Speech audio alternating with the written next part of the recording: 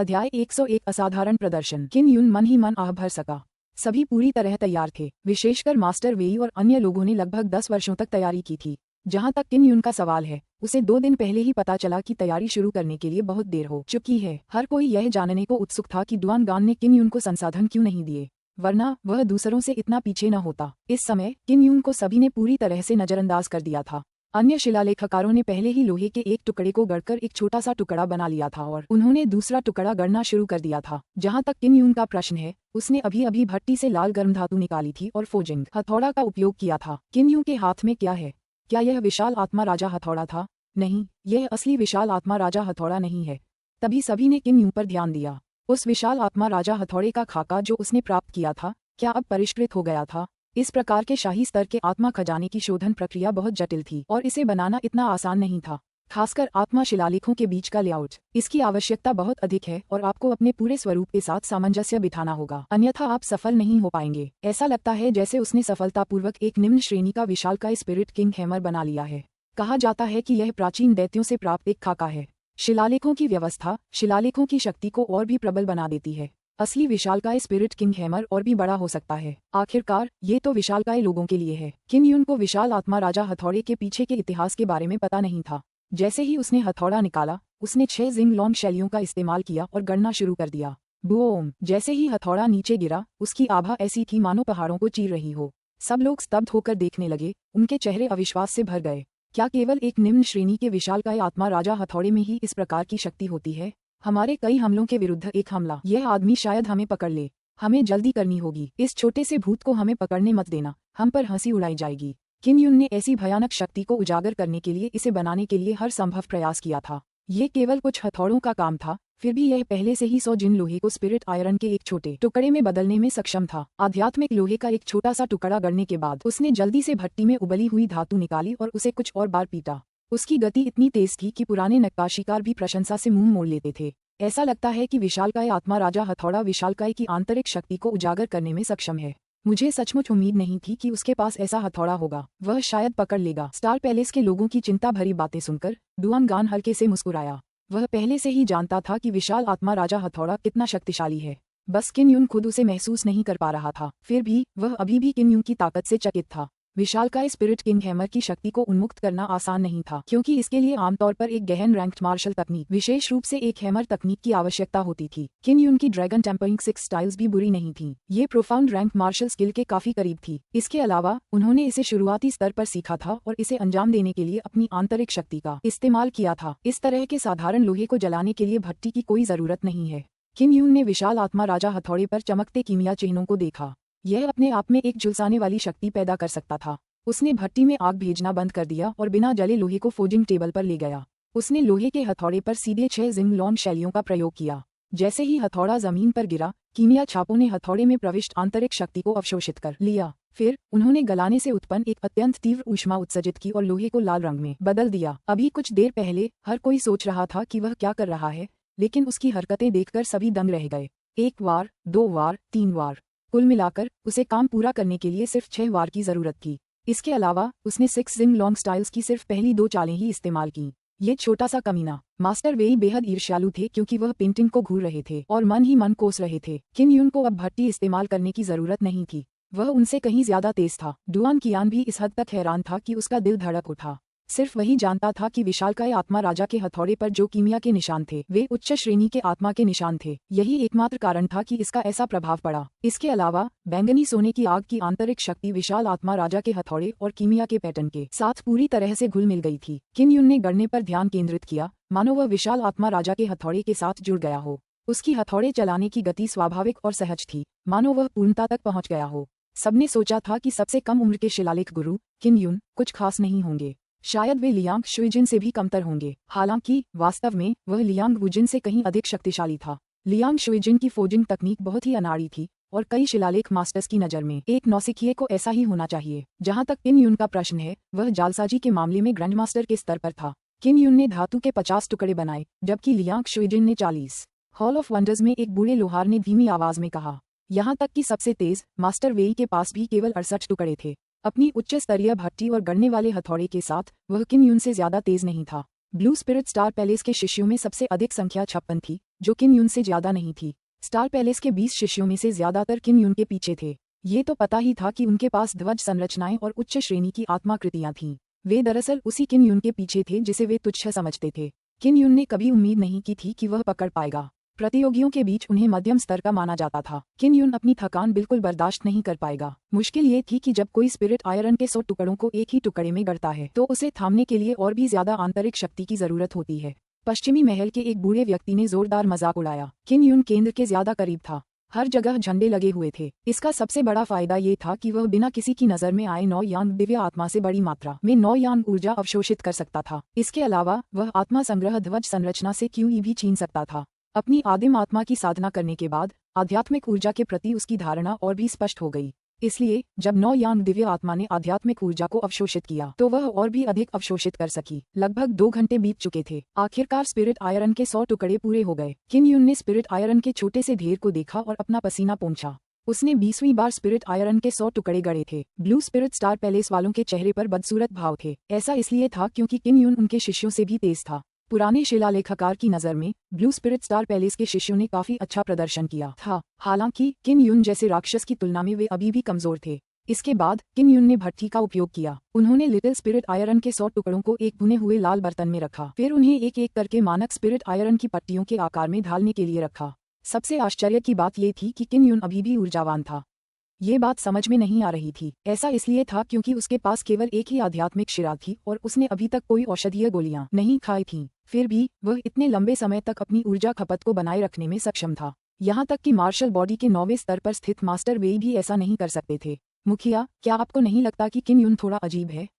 ये तो सामान्य बुद्धि से परे है, नांगोंग के एक बुजुर्ग ने ठंडे स्वर में कहा। तुम्हारे नीले आत्मा सितारा महल के पतन और उसे इस तरह की जगह में छिपने का कारण अकारण नहीं है। तुम तो स्थिति को पहचान भी नहीं पा रहे हो। किन यून की आंतरिक शक्ति साधना पद्धति एक उत्कृष्ट स्तर तक विकसित हो चुकी है। वह अपनी आत्मा को संघनित करके और अपनी आदिम आत्मा का संवर्धन करके ही अपनी ऊर्जा को तेजी से पुनः प्राप्त कर पाएगा।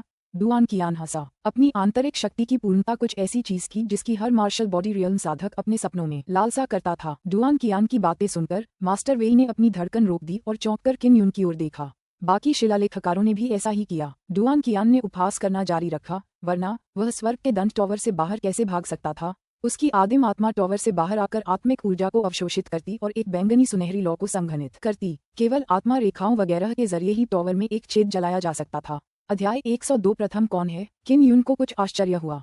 उसने कभी उम्मीद नहीं की थी कि डुआन कियान को आदि आत्मा के बारे में पता चलेगा। एक बूढ़े लोहार की आंखें तड़प से भर आईं और उसने कहा जाता है कि आदिम आत्मा को जगाना अपनी तात्विक ऊर्जा के भीतर एक आध्यात्मिक द्वार खोलने के बराबर है। आसपास की आध्यात्मिक ऊर्जा स्वतः ही अंदर आ जाएगी। डुआन कियान ने सिर हिलाते हुए कहा, भले ही किन यून में केवल एक ही आत्मा शिरा है, लेकिन ये तथ्य कि उसके पास एक मूल आत्मा है उसकी कमियों की भरपाई कर सकता है। एक आदिम आत्मा का एक लाभ ये है कि वह आसपास की आध्यात्मिक ऊर्जा के प्रति बहुत संवेदनशील होती है। वह आसपास के झंडों द्वारा आकर्षित आध्यात्मिक ऊर्जा को थोड़ी मात्रा में अवशोषित कर सकेगी। किन यून ध्वज समूह द्वारा आकर्षित की गई आत्मिक ऊर्जा को अवशोषित कर सकता था। इससे कई लोग बेहद नाराज हुए, लेकिन रहस्यमय चिन्ह हॉल बहुत बड़ा था, इसलिए वे इससे तब तक नहीं बच सकते थे जब तक कि वे ध्वज संरचना का उपयोग न करें। अगर वह ध्वज संरचना का उपयोग नहीं करता तो उसकी आंतरिक शक्ति की पूर्ति नहीं हो पाती। ब्लू स्पिरिट स्टार पैलेस वालों का दिल सबसे ज्यादा भारी था। हालांकि उनके द्वारा भेजे गए सभी युवा अच्छे दर्जे के थे, फिर भी उनके और अधेड़ और बुजुर्ग शिलालेखवादियों के बीच का अंतर धीरे धीरे स्पष्ट होने लगा।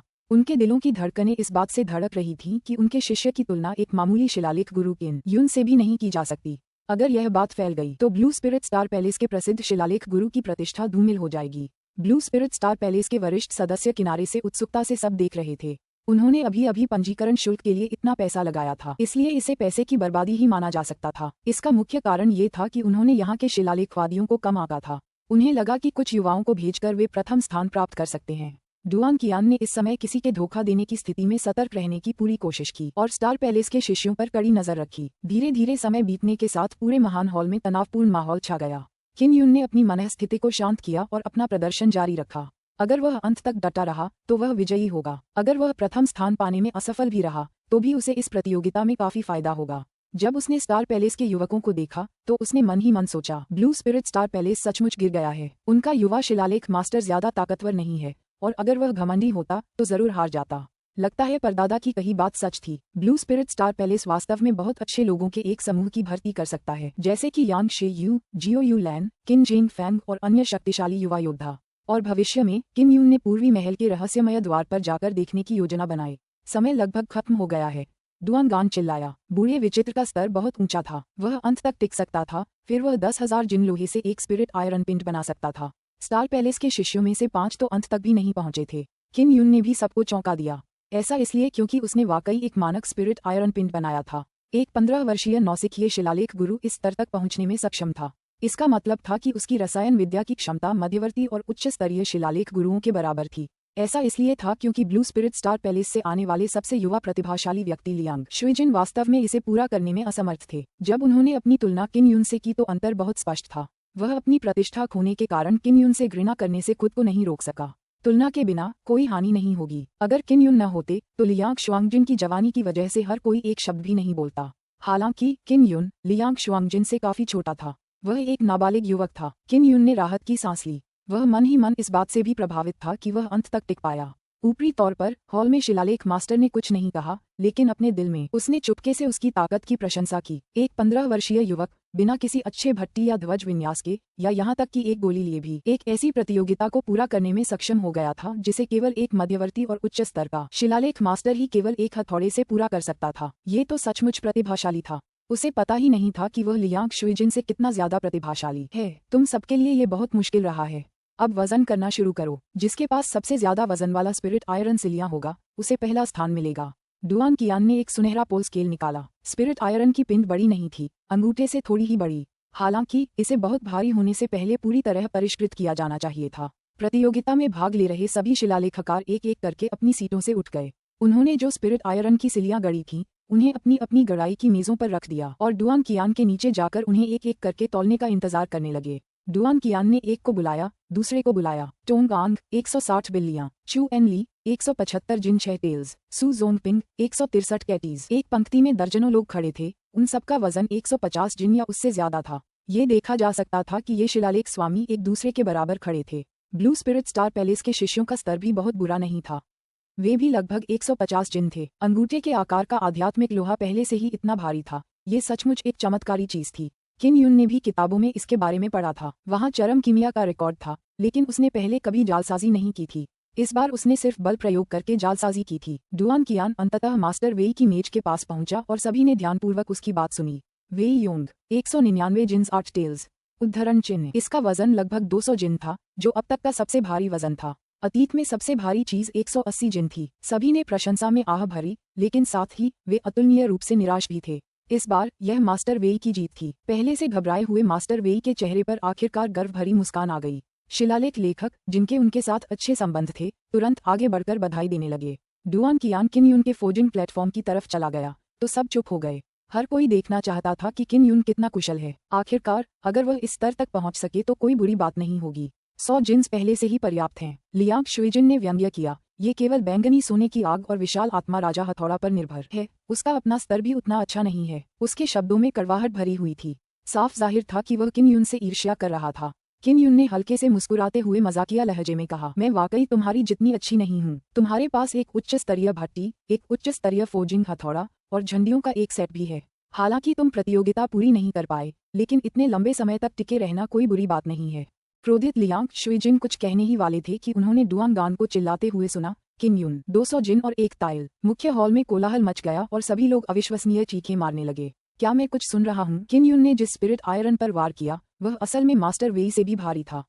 यह नामुमकिन है, असंभव। किम यून चाहे कितना भी स्वर्ग विरोधी क्यों न हो, अपनी वर्तमान शक्ति से ऐसा करना उसके लिए असंभव है। महानिदेशक महोदय, क्या आपने मुझे गलत बुलाया? पुराने स्वामी एक के बाद एक सवाल पूछने लगे और आश्चर्य व्यक्त करने लगे। बहुत से लोगों को विश्वास नहीं हुआ कि किम यून द्वारा गढ़ा गया 2 किलोग्राम आध्यात्मिक लोहा असली था। किम यून को भी शक हुआ कि उसने गलत सुना है।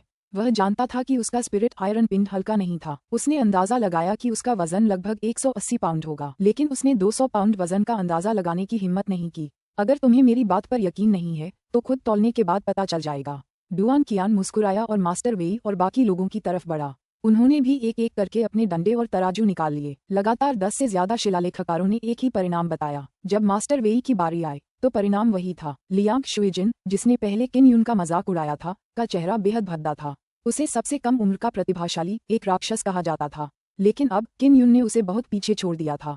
प्रतिभाशाली शब्द उसके लिए एक बड़ा मजाक बन गया था। मास्टर वेई ही थे जो इस तरह के परिणाम को सबसे अधिक स्वीकार नहीं कर सके, क्योंकि पहला स्थान उनका था। मुझे यकीन नहीं हो रहा कि यह सच है। किन यून सिर्फ 15 साल का है। मास्टर वेई ने पहले ही अपना सिर हिला दिया था। चाहे कुछ भी हो, वह इस नतीजे को स्वीकार नहीं करेंगे। सच्चाई तुम्हारे सामने है, डुआन गान ने कहा। अध्याय 103 पिघलने की शक्ति। किन यून ने बिल्कुल भी धोखा नहीं दिया, क्योंकि हर कोई पूरी प्रक्रिया देख सकता था। पता तो चले कि ब्लू स्पिरिट स्टार पैलेस के कुछ पुराने शिलालेखकार बगल से देख रहे थे। अगर किन यून ने सचमुच धोखा दिया है तो वह उनसे कतई नहीं छिपा पाएगा। किन यून भी बहुत हैरान था। उसके द्वारा गढ़े गए स्पिरिट आयरन की गुणवत्ता दूसरों से बेहतर क्यों थी। ध्यानपूर्वक विचार करने के बाद उसे विश्वास हो गया कि उसकी क्यूई दूसरों से अलग है। यह 9 सूर्यों की क्यूई को अवशोषित करके बनी थी, इसलिए इसमें दूसरों की तुलना में ज्यादा क्यूई संग्रहित थी। इस प्रकार भले ही वह मास्टर वेई और अन्य लोगों से कमजोर था, फिर भी उसकी आंतरिक शक्ति में आध्यात्मिक ऊर्जा की मात्रा दूसरों से कई गुना ज्यादा थी। स्पिरिट आयरन गणने में अपने उत्कृष्ट प्रदर्शन के साथ उसने मास्टर वेई को भी पीछे छोड़ दिया था। लियांग शुइजिन ने दूसरे शिलालेखकारों को चर्चा करते देखा। उनमें से ज्यादातर इस बात पर चर्चा कर रहे थे कि किन यून ने मास्टर वेई को कैसे मात दे दी। इसलिए उसने सोचते हुए कहा, किन यून ने धोखा दिया। हालांकि हम यह नहीं बता सकते कि उसने कैसे धोखा दिया। मास्टर वेई ने जल्दी से आगे कहा, यही तो मामला है। जब हमने स्पिरिट आयरन गढ़ा था तो हमने जो आंतरिक शक्ति डाली थी वह मार्शल बॉडी क्षेत्र के 8वें या 9वें स्तर पर थी। किन यून मार्शल बॉडी क्षेत्र के केवल 5वें स्तर पर है, इसलिए उसकी आंतरिक शक्ति हमारी तुलना में बहुत कम है। उसने किन यून को देखा और चिल्लाया, किन यून, जल्दी से मुझे बताओ, तुमने धोखा कैसे दिया। लियांग शुइजिन मन ही मन खुश था। जब तक वह किन यून को धोखा देने पर जोर देता रहेगा, प्रतियोगिता में उसका प्रदर्शन इतना बुरा नहीं होगा। ब्लू स्पिरिट स्टार पैलेस के एक बूढ़े व्यक्ति ने ठंडे स्वर में कहा, आपके रहस्यमयी मार्क्स पैलेस को हमें स्पष्टीकरण देना होगा। आखिरकार हमने पंजीकरण शुल्क का भुगतान किया है, अन्यथा आपको पंजीकरण शुल्क हमें वापस करना होगा। चूंकि यह उनके अपने हितों से जुड़ा था, इसलिए दूसरे शिलालेख स्वामी भी हंगामा करने लगे। उन्होंने या तो स्पष्टीकरण दिया या पंजीकरण शुल्क वापस कर दिया। उन्होंने महसूस किया कि भले ही वे फॉल्ना फ्लेम प्राप्त न कर सकें, लेकिन 8 लाख क्रिस्टल सिक्कों का पंजीकरण शुल्क बुरा नहीं था, खास तौर पर ब्लू स्पिरिट स्टार पैलेस। उन्होंने रजिस्ट्रेशन के लिए सबसे ज्यादा पैसे दिए थे, लेकिन अब उन्हें कुछ नहीं मिल रहा था। डुआन गान ने इन शिलालेखवादियों को ठंडेपन से देखा और कहा, ठीक है, मैं तुम लोगों को एक स्पष्टीकरण दूंगा, आप सभी को ये कहने से रोकने के लिए कि मेरे पास कोई सबूत नहीं है। किन यूं के फोजिंग हथौड़े की ऊर्जा की गुणवत्ता का परीक्षण करने के लिए एक ऐसी विधि का उपयोग करें जिससे हर कोई परिचित हो। डुआन कियान ने पारदर्शी पत्थरों के 10 टुकड़े निकाले और कहा, ये ऊर्जा संग्रह क्रिस्टल हैं। ये बेहद मजबूत हैं और मैं भी इन्हें एक ही वार में नहीं तोड़ सकता। जब क्रिस्टल पर शक्तिशाली ऊर्जा का प्रभाव पड़ता है तो यह ऊर्जा अवशोषित कर सकता है। ये जितनी ज्यादा ऊर्जा अवशोषित करता है उतना ही भारी होता जाता है। ऊर्जा संग्रह करने वाला क्रिस्टल भी अपेक्षाकृत दुर्लभ था। यह मुख्यतः कीमिया टैटू द्वारा उत्सर्जित विशेष पिघलने वाली शक्ति को ही एकत्रित कर पाता था। अगर यह कोई अन्य ऊर्जा होती तो यह एकत्रित नहीं कर पाता। डुआन कियान ने दोनों क्रिस्टल को फोजिंग प्लेटफॉर्म पर रखा और कहा, मास्टर वेई, किन यूं, आप में से प्रत्येक को एक क्रिस्टल मिलेगा और आप सभी क्रिस्टल पर 10 बार प्रहार करेंगे। देखते हैं क्रिस्टल कितना भारी है। मास्टर वेई ने एक तराजू निकाला और दोनों क्रिस्टलों का वजन किया। दोनों क्रिस्टल एक ही वजन के थे, बस 1 या 2 वजन थे। जब अन्य शिलालेख मास्टर्स ने ये देखा तो सभी ने सिर हिलाकर सहमति जताई, जिससे ये संकेत मिला कि वे इस पद्धति को स्वीकार कर सकते हैं। मास्टर वेई ने क्रिस्टल पर 10 बार प्रहार किया। उसी क्षण क्रिस्टल सफेद सुनहरे रंग में बदल गया और प्रकाश से चमक उठा। जब उसका काम पूरा हो गया तो उसने जल्दी से डुआन कियान से वजन तौलने को कहा। इस क्रिस्टल में 2 परतें हैं।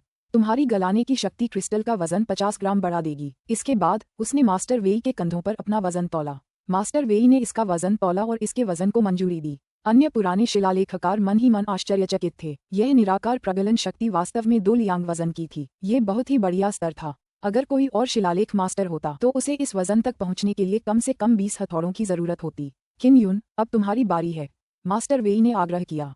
किन यून ने अपना विशाल स्पिरिट किंग हैमर निकाला और पारदर्शी क्रिस्टल पर 10 बार प्रहार किया। उसने अपनी आंतरिक शक्ति का इस्तेमाल करते हुए बार बार शेकिंग थंडर स्टाइल और शेकिंग स्वॉर्ड का इस्तेमाल किया था। ढलाई पूरी होने के बाद पारभासी क्रिस्टल बैंगनी सुनहरे रंग की रोशनी से चमकने लगा। ये स्पष्ट था कि इसमें अत्यंत प्रबल प्रगलन क्षमता थी। आप ही करें, डुआन कियान ने मास्टर वेई की ओर इशारा किया, जो उसके सामने खड़े थे। मास्टर वेई ने आंखों को चीर देने वाले बैंगनी सुनहरे क्रिस्टल को एक भद्दे भाव से देखा। फिर भी वह किन यून को दिए गए क्रिस्टल का वजन करने के लिए आगे बढ़े। 9 लहरें। तराजू पकड़े मास्टर वेई के हाथ कांप रहे थे। किन यून की गलाने की शक्ति वाकई बहुत ऊंची थी। पुराने स्वामी अविश्वसनीय शोरगुल में फूट पड़े। लियांग शुइजिन ने शांत किन यून को देखा और उसे घृणा का एहसास हुआ। ऐसा इसलिए था क्योंकि उसे हंसी का पात्र बनना ही था। साथ ही उसे किन यून की ताकत से बेहद जलन भी हो रही थी। इस समय कई शिलालेख मास्टर्स ने लियांग शुइजिन को तिरस्कार भरी आंखों से देखा। किन यून, ये गिरी हुई लौ है। डुआन कियान ने मुस्कुराते हुए किन यून को एक बड़ा मोती दिया। उसके अंदर एक हल्की सफेद लौ बंद थी। 15 वर्षीय किम युन को पौराणिक उल्का अग्नि प्राप्त हुई थी। इसके अलावा उसके पास बैंगनी सोने की अग्नि मार्शल आत्मा भी थी। वहां मौजूद सभी पुराने शिलालेख लेखक शर्मिंदा थे। मास्टर वेई से हारना उनके लिए सामान्य बात थी, लेकिन वे सब एक 15 साल के नौजवान से हार गए थे। ब्लू स्पिरिट स्टार पैलेस के सीनियर्स भी किम युन के हाथ में मोती देखकर ईर्ष्या से भर गए। वे चाहते थे कि काश वे उसे उससे छीन लेते। यह ऐसी चीज थी जो अग्नि मार्शल भावना को एक स्तर तक बढ़ा सकती थी और अतुलनीय रूप से कीमती थी। मास्टर वेई ने कहा, किम युन, उसी जगह पर गिरती हुई ज्वाला के साथ जुड़ जाओ। हम भी देखना चाहते हैं कि यह उल्कापिंड की आग असली है या नहीं। कौन जाने, सबने सिर हिलाया। दरअसल वे देखना चाहते थे कि किम युन के साथ विलय के बाद बैंगनी सोने की अग्नि मार्शल आत्मा क्या रूप लेगी। डुआन कियान ने किम युन की ओर सिर हिलाया। ब्लू स्पिरिट स्टार पैलेस और कंपनी, जो छोड़ने की योजना बना रहे थे, ने किम युन के विलय को देखने के बाद छोड़ने की योजना बनाए। बस क्रिस्टल मनके को कुचल दो। गिरी हुई ज्वाला तुम्हारे शरीर में प्रवेश करेगी और तुम्हारी मार्शल स्पिरिट के साथ विलीन हो जाएगी। डुआन गान ने कहा, आमतौर पर एकीकरण प्रक्रिया बहुत तेज होती है। इसे 2 घंटों में पूरा किया जा सकता है। हर कोई ये देखना चाहता था कि अगर किम यू की बैंगनी सोने की अग्नि मार्शल भावना अगले स्तर तक पहुंच जाए तो कैसा होगा। किम यू जानता था कि बैंगनी स्वर्ण श्रेणी की मार्शल आत्मा का एक रहस्यमयी काला रंग भी होता है, इसलिए वह ज्यादा उत्सुक नहीं था। वह बस मन ही मन उत्साहित था कि उसकी मार्शल आत्मा शिखर पर पहुंचने वाली है। उसने डुआन कियान के निर्देशों का पालन किया और क्रिस्टल मनके को कुचल दिया। मनके के अंदर मौजूद आग का छोटा सा गोला तुरंत उसके शरीर में प्रवेश कर गया। उल्का अग्नि ने बैंगनी सोने की आग के आंतरिक सार में प्रवेश किया और बैंगनी सोने की आग मार्शल आत्मा के साथ लड़ना शुरू कर दिया। किम युन जल्दी से जमीन पर पालथी मारकर बैठ गया और आंखें बंद कर लीं। उसने खुद को शांत रहने दिया ताकि बाहरी दुनिया से उसे कोई परेशानी न हो। सब चुपचाप देखते रहे। वे किम युन से बहुत नफरत करते थे, लेकिन उनके पास उसकी प्रशंसा करने के अलावा कोई चारा नहीं था। ऐसा इसलिए था क्योंकि अपनी मेहनत से उसने 5 सालों में इतनी तरक्की की थी।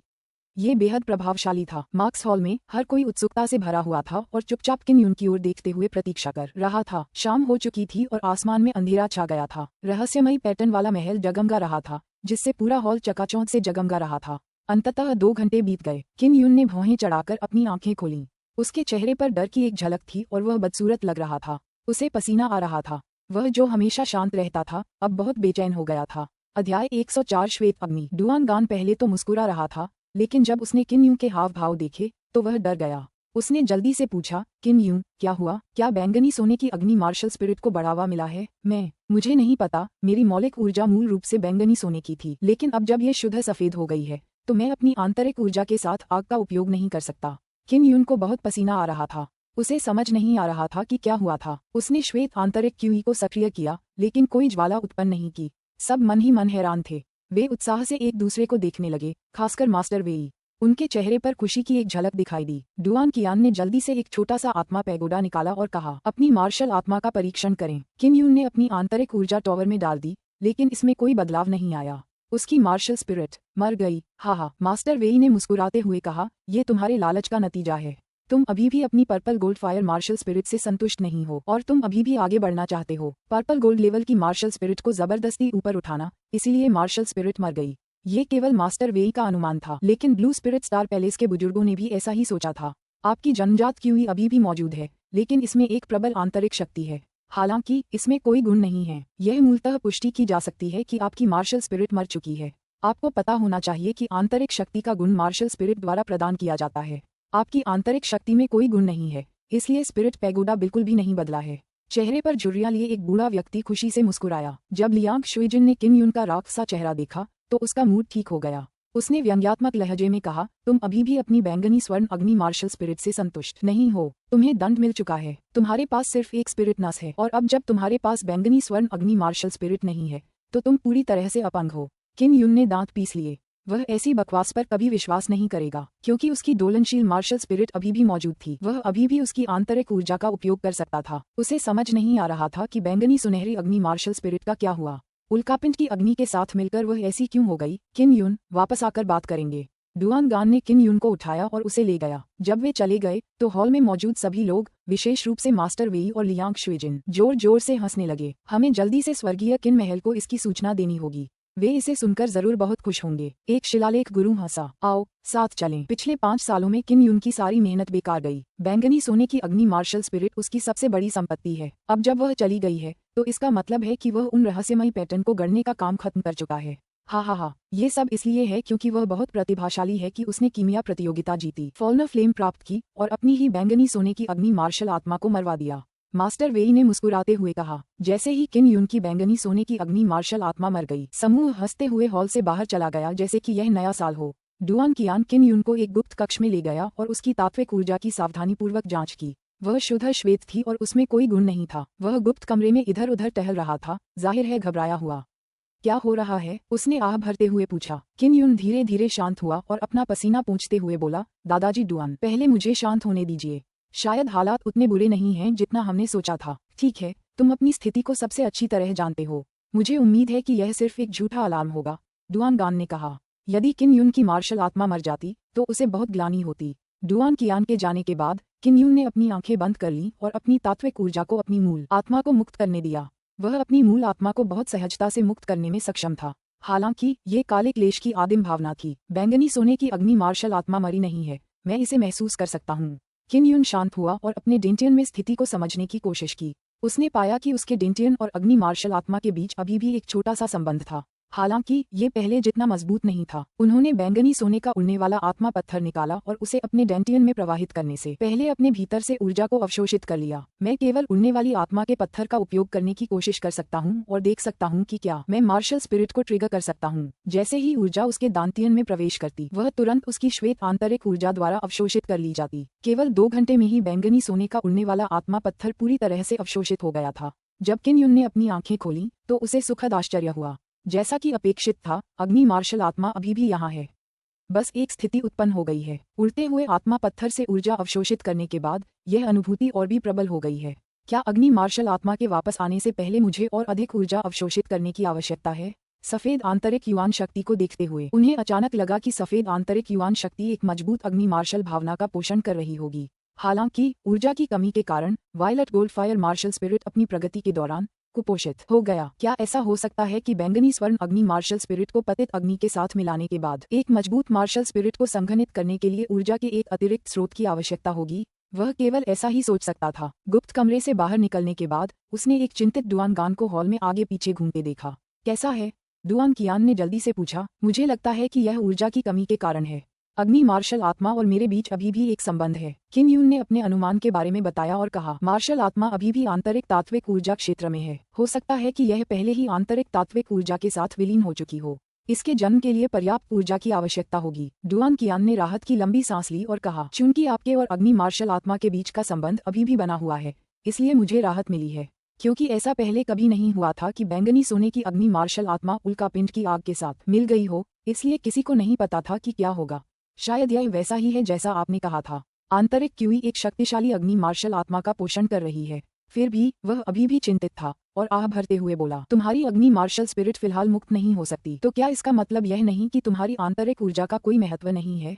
अब हम क्या करें? तुम अब लपटों का उपयोग नहीं कर सकते। किन यून को भी इस बात से सिरदर्द हो रहा था। वह कुर्सी पर बैठा था। उसने मुंह बनाकर कड़वाहट से कहा, आग के बिना मैं ताबीज नहीं बना पाऊंगा। रुको, तुमने कहा था कि तुम्हारा अपनी अग्नि सैनिक आत्मा से संबंध है।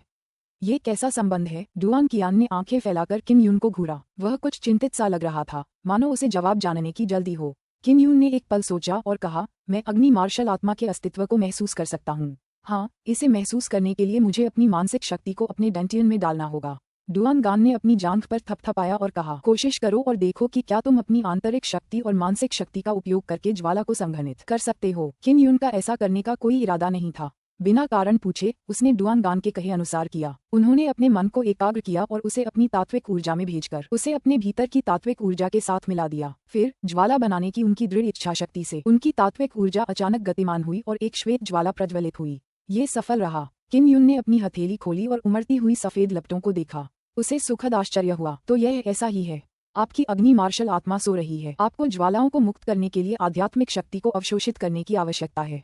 आपकी श्वेत ज्वालाओं को आध्यात्मिक अग्नि भी कहा जाता है। आपकी मानसिक ऊर्जा जितनी प्रबल होगी, ज्वालाएं उतनी ही प्रचंड होंगी। डुआन कियान अब पूरी तरह से निश्चिंत था।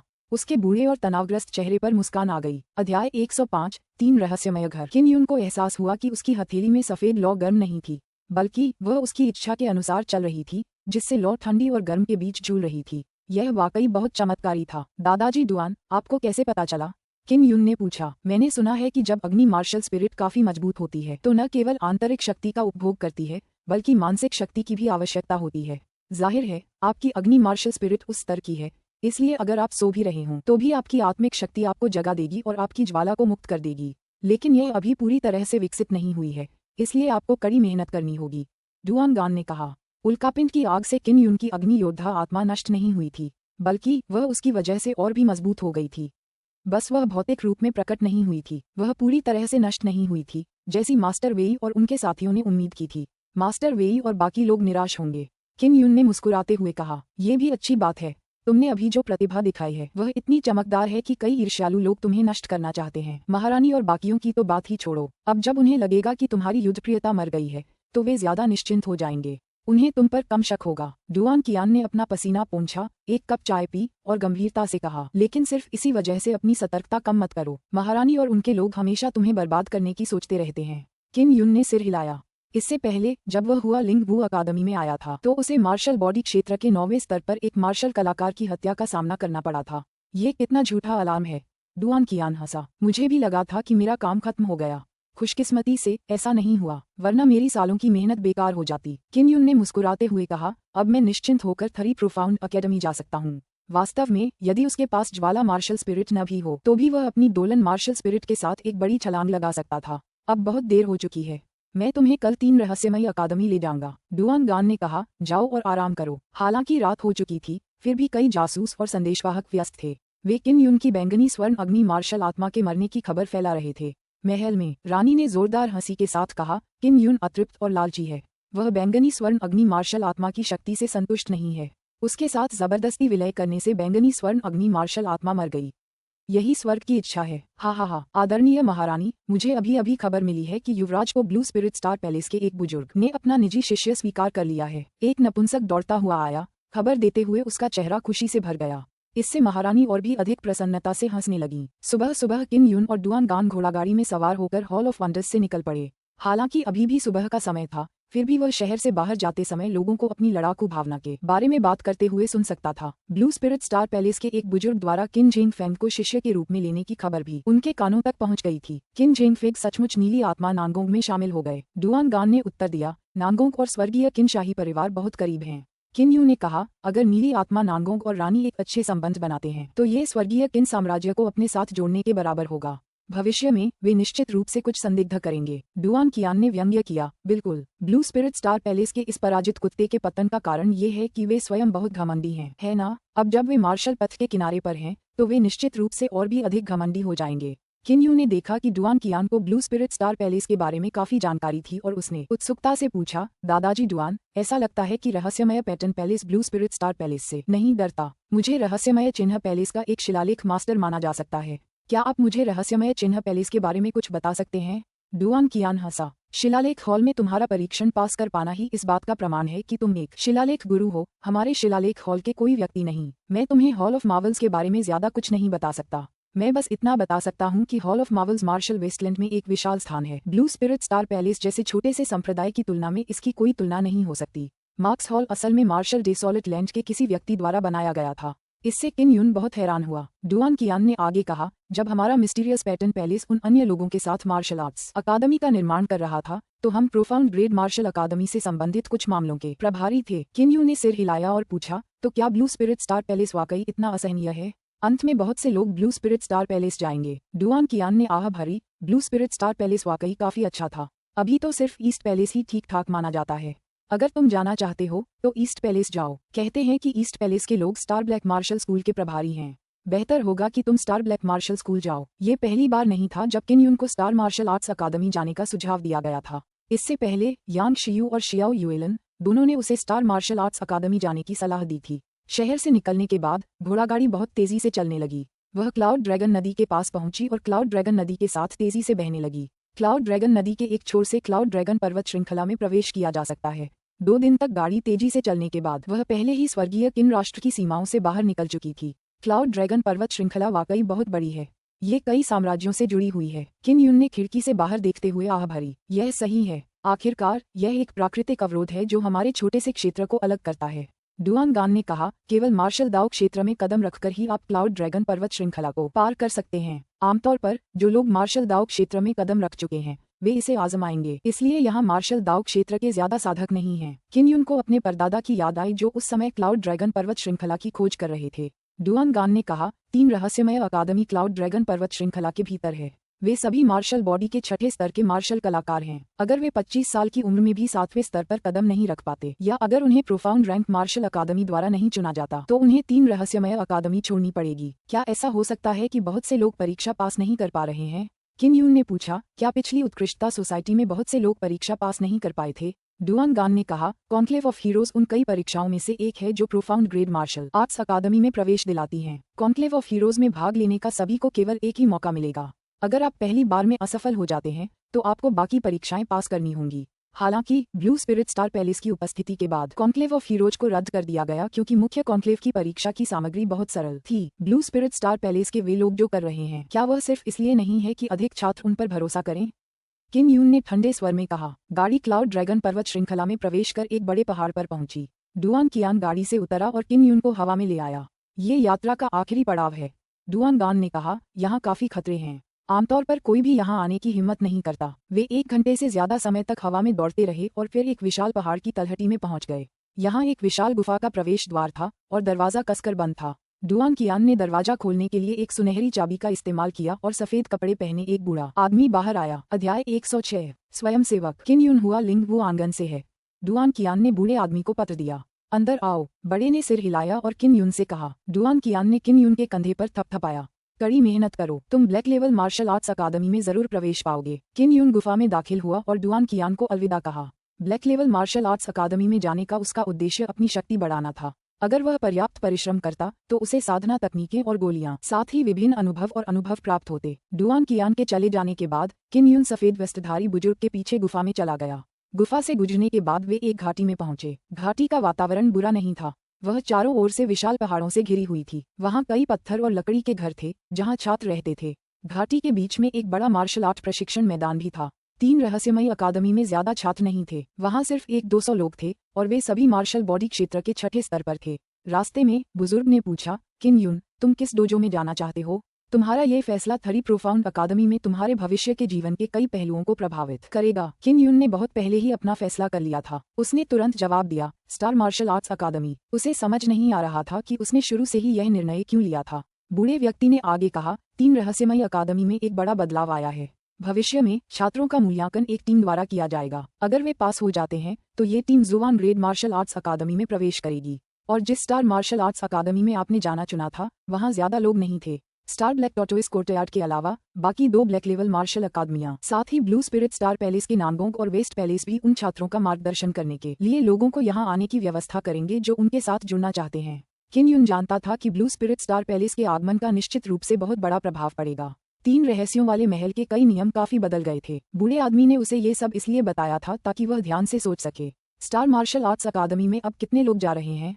किन यून को अकेले रहने का डर नहीं था। वह हुआ लिंग वू अकादमी में उसी कक्षा में था। बूढ़े व्यक्ति का चेहरा गंभीर था जब उसने कहा, तुम तीनों को मिलाकर 4 लोग हो जाएंगे।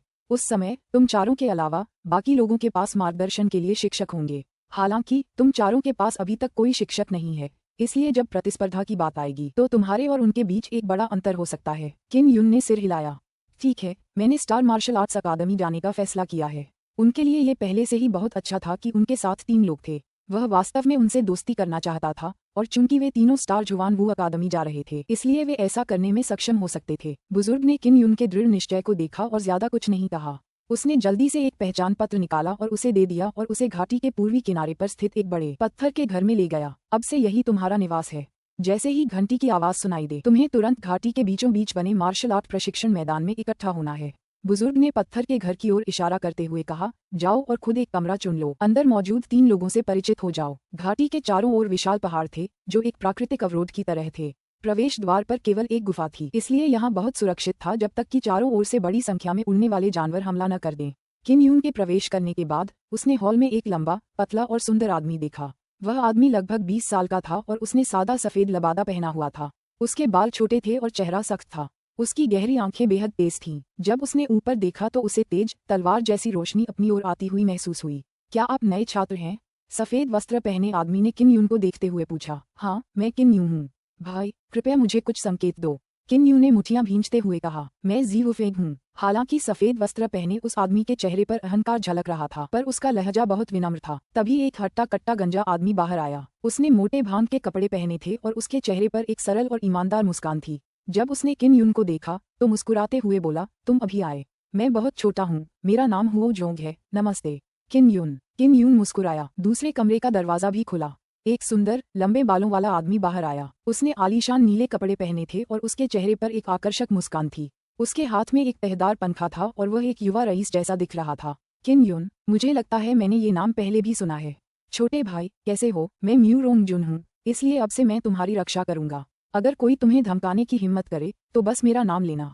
भगवान मुरोंग, किन यून ने धीरे से कहा, एक दयालु और धर्मी आदमी। म्यू रोंग जुन हंसा। किन यून मन ही मन इस नाम से घृणा करता था। अगर वह उसे उसके पहले नाम से पुकारता तो उसे कम से कम थोड़ी तकलीफ तो होती। उसने मुस्कुराते हुए कहा, भाई मुरोंग, अगर तुम्हारा कोई छोटा भाई होता तो क्या उसका नाम मुरोंग दाई होता? म्यू रोंग जुन जोर से हंसा। तुम्हें कैसे पता चला? मेरा एक भाई भी है और उसका नाम मुरोंग दाई है, लेकिन वह पहले ही मर चुका है। जब बात उसके भाई की मृत्यु की आए तो उनके बीच बहुत सारे विरोधाभास रहे होंगे, तभी वह इतनी खुशी से मुस्कुरा सका। किन यून, क्या तुम्हें 3 रहस्यमयी अकादमी में हुए महान परिवर्तन के बारे में पता नहीं था?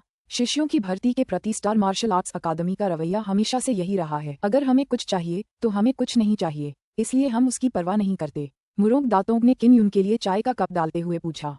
हुओ जोंग और जी वुफेंग इस बात को लेकर उत्सुक थे कि किन यून ब्लैक स्टार अकादमी में क्यों शामिल होना चाहता था। किन यून ने कहा, आने से पहले ही मैंने स्टार मार्शल आर्ट्स अकादमी में शामिल होने का फैसला कर लिया था। चाहे कुछ भी हो, मैं इसे आजमाना चाहता हूँ। हुओ जोंग ने आह भरते हुए कहा, आने के लिए शुक्रिया। 4 सालों से आज तक स्टार जुवान मार्शल आर्ट्स अकादमी ने कभी मुझ पर ध्यान नहीं दिया। मैं 3 साल से यहाँ हूँ और परीक्षा पास नहीं कर पाया हूँ। मैं स्टार जुवान वू अकादमी इसलिए जाना चाहता हूँ क्योंकि मुझे बहुत ज्यादा कठोर शर्तें मानने की जरूरत नहीं है। म्यू रोंग जुन जोर से हंसा। चिंता मत करो, हम एक दिन वहाँ जरूर पहुँचेंगे। अगर पहली बार प्रवेश करते समय हमारे साथ छल न हुआ होता तो हम पहले ही स्टार मार्शल आर्ट्स अकादमी में पहुँच चुके होते। किन यून जी वुफेंग के आभामंडल से समझ गया कि वह बहुत शक्तिशाली है। हुओ जोंग और म्यू रोंग दारेन भी कमजोर नहीं थे। वे दोनों ही स्टार मार्शल आर्ट्स अकादमी में प्रवेश नहीं कर पाए। उसने उत्सुकता से पूछा, फंस गए? कैसे धोखा खा गए? म्यू रोंग दा रेन का चेहरा गुस्से से भरा था और उन्होंने शाप दिया, ये सभी स्काई जुवान मार्शल आर्ट्स स्कूल और लिंग जुवान मार्शल अकादमी के कमीने हैं। हीरोज मीटिंग से पहले उन्होंने हमें अपनी मार्शल आर्ट्स अकादमी में शामिल होने के लिए बहकाने की कोशिश की, लेकिन बाद में जब हमने हीरोज मीटिंग में शामिल होने के लिए परीक्षा पास कर ली तो उन्होंने कहा कि हमें कुछ शर्तें माननी होंगी। उस समय हमने तुरंत मना कर दिया। बाद में जब हम स्टार मार्शल आर्ट्स अकादमी में शामिल होना चाहते थे तो वे हमें नहीं चाहते थे और चाहते थे कि हम नए सिरे से परीक्षा दें। डुआन कियान ने पहले कहा था कि 3 रहस्यमय अकादमी में प्रवेश के बाद किसी के पास केवल नायकों की सभा में भाग लेने की योग्यता होगी। अगर वे इस अवसर को चूक गए तो उनके लिए भविष्य की परीक्षाओं में भाग लेना बेहद मुश्किल होगा। हुओ जोंग ने अपने गंजे सिर को खुजलाते हुए किन यून से कहा, अब चूंकि भाग लेने के लिए कोई समूह सभा नहीं है, इसलिए आपको भी हमारी तरह कड़ी मेहनत करनी होगी। म्यू रोंग जुन बहुत क्रोधित हुआ और फिर से डांटा, तियान जुवान और लिंग जुवान, तुम कुत्तों के बच्चे, मुझे धोखा देने के लिए मैं हर उस व्यक्ति को अपंग बना दूंगा जो मुझे मिलेगा। किन यून को मेंग फीलिंग और क्यूई माइलियन का ख्याल आया। उन्होंने शायद शुरू से ही ब्लैक स्टार अकादमी में शामिल होने का फैसला कर लिया था, इसलिए सब कुछ आसानी से हो गया। उसने मुड़कर जी वुफेंग की तरफ देखा तो पाया कि वह शांति से चाय पी रहा था। हालांकि उसके साथ धोखा हुआ था, पर वह जरा भी नाराज नहीं था। अध्याय 107-4 म्यू रोंग दा रेन ने किन यून के लिए एक और कप चाय डाली और मुस्कुराते हुए कहा, चूंकि तुमने हमारे साथ स्टार मार्शल आर्ट्स अकादमी में शामिल होने का फैसला किया है, इसलिए अब से हम तुम्हें दोस्त मान सकते हैं। अगर हम कामयाब रहे तो हम चारों बिना किसी परेशानी के स्टार मार्शल आर्ट्स अकादमी में प्रवेश पा सकेंगे। भविष्य में हमारी देखभाल करने वाला भी कोई होगा। किन यून ने सिर हिलाया और कहा, भाइयों, मुझे आशा है कि आप मुझे भविष्य में कुछ सुझाव दे सकेंगे। हुओ जोंग ने मूर्खतापूर्ण तरीके से हंसते हुए कहा, हालांकि बॉस जी कुछ वर्षों से मूल्यांकन पास नहीं कर पाए हैं, लेकिन वह बहुत मजबूत हैं, इसलिए आपको धमकाए जाने की चिंता करने की जरूरत नहीं है। म्यू रोंग जुन ने मुस्कुराते हुए कहा, भाई यूं चिंता मत करो, मैं मुरोंग ओल सेकंड भी कोई कमजोर नहीं हूँ। बॉस जी सबसे बड़ा है, उसके बाद मैं, गंजा तीसरा सबसे बड़ा है, जबकि तुम सबसे छोटे हो। जी वुफेंग ने कहा, शुरू में हमारे यहाँ कई भाई थे, लेकिन नए नियम जारी होने के बाद वे सब चले गए, वरना यहाँ बहुत रौनक होती। ये सुअर तो बिल्कुल घटिया भाई हैं, अब से ये हमारे दुश्मन बन जाएंगे। म्यू रोंग जुन ने ठंडी आवाज में कहा, तुम कृतघ्न कमीनों के झुंड, सोचो हमने उनके साथ इतना अच्छा व्यवहार किया, यूं ही चले गए, अलविदा भी नहीं कहा।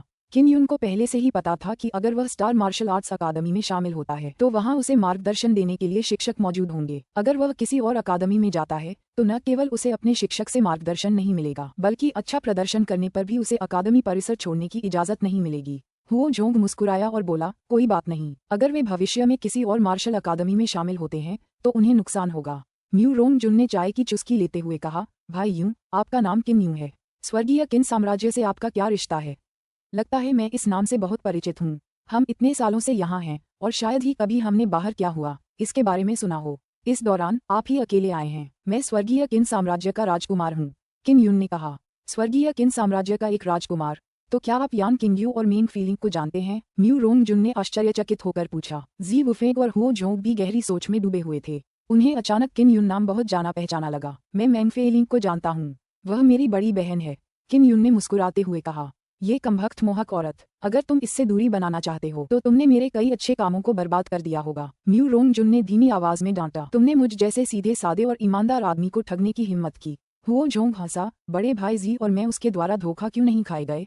मैंने सुना है कि जो लोग उसके प्रति बुरे इरादे रखते थे उनके साथ उसने धोखा करके उनका बहुत सारा सामान हड़प लिया। किन यून मन ही मन हंसा, चाहे वह किसी भी नजर से देखे म्यू रोंग द रेन ईमानदार इंसान नहीं लग रहा था। साथ ही वह मन ही मन में मेंग फे लिंग की प्रशंसा भी करता था।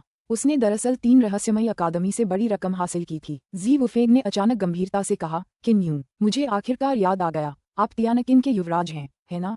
हुओ जोंग और म्यू रोंग जून हैरान थे। किन यून ने सिर हिलाया और आह भरी। पहले ऐसा होता था लेकिन बाद में खत्म कर दिया गया। हुओ जोंग भी चिल्लाया, मुझे अब याद आया, तुम वही किन यून हो जिस पर राक्षसी कलाएं सीखने का शक था और जिसकी 4 आत्माशिराएं निकाल दी गई थीं। म्यू रोंग जुन ने गहरी सांस ली। इसका मतलब है कि आपके पास केवल एक ही आत्माशिरा है? आप वास्तव में मार्शल बॉडी क्षेत्र के 6ठे स्तर पर कदम रख चुके हैं और आप इतने युवा हैं।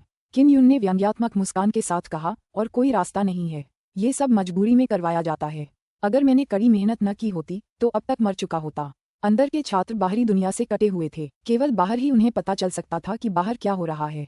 अगर ऐसा न होता तो वे किन यून के नाम से इतने अपरिचित नहीं होते। हुओ जोंग ने अपने गंजे सिर पर हाथ फेरा और मुस्कुराते हुए कहा, कोई बात नहीं, बड़े भाई जी के पास सिर्फ 2 आध्यात्मिक नसें हैं और वह एक राजकुमार भी हैं, लेकिन अब वह बहुत ज्यादा ताकतवर हैं। किन यून को तुरंत जी कबीले के शाही परिवार का ख्याल आया। यह एक छोटा सा देश था और छोटे देशों में सबसे मजबूत देशों में से एक। अचानक बाहर से घंटी बजी। म्यू रोंग जुन चिल्लाया, सब इकट्ठा होने का समय हो गया है। मुझे समझ नहीं आ रहा क्या घोषणा करूं, लेकिन आमतौर पर यह अच्छी बात नहीं होती। चलो चलें। अपने हाथ पीठ के पीछे करके जी वुफेंग जल्दी से बाहर चला गया। किन यून और कंपनी पीछे पीछे चल रहे थे। घाटी के बीचों बीच समतल जमीन पर लगभग 1 दर्जन लोगों के समूह खड़े थे। वे सभी टीमें थीं, 20 से ज्यादा लोग थे। कम से कम वे किन यून और उनके साथी थे। जी वुफेंग, एक और वस्तु प्राप्त करने के लिए बधाई जो आपकी गति को धीमा कर देगी, एक अत्यंत अभिमानी बैंगनी वस्त्रधारी व्यक्ति हंसते हुए बोला। टीमों के शिक्षक किन यून के बारे में जानते थे, इसलिए छात्र भी जानते थे। अपने शब्दों में अधिक सम्मान रखो। लंबे हुओ जोंग ने गुस्से में गरजती हुई आवाज में कहा। बैंगनी कपड़े पहने आदमी ने मजाक उड़ाया, तो तुम्हें पता नहीं था?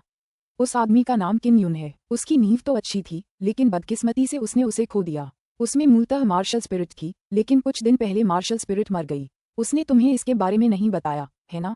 उसे जरूर डर है कि तुम उसे नीची नजर से देखोगी। किन यून के पास बैंगनी सोने की अग्नि मार्शल आत्मा थी, लेकिन वह मर चुकी थी। इससे जी वुफेंग और बाकी लोग बेहद हैरान हो गए। एक शिक्षक ने कहा, किन यून की ताकत बुरी नहीं थी। जियाओ लैंग और यान किंगयू को उसने बुरी तरह पीटा था।